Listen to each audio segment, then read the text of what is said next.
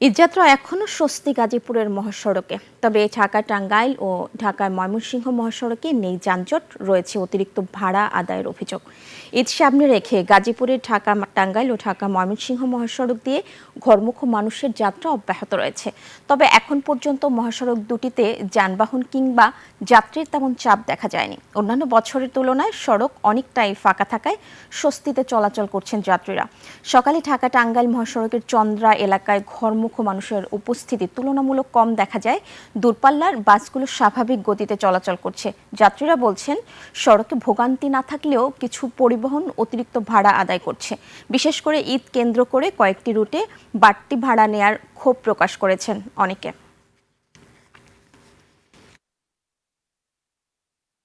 কাউন্টারে গেলাম, টিকিট 1200-1300 পর্যন্ত চাই। ভাড়া বেশি, আবার টাইমের গাড়ি পাওয়া যাচ্ছে না। টিকিট কাউন্টারে গেলে টিকিট পাওয়া যাচ্ছে না, অতিরিক্ত ভাড়া যাচ্ছে।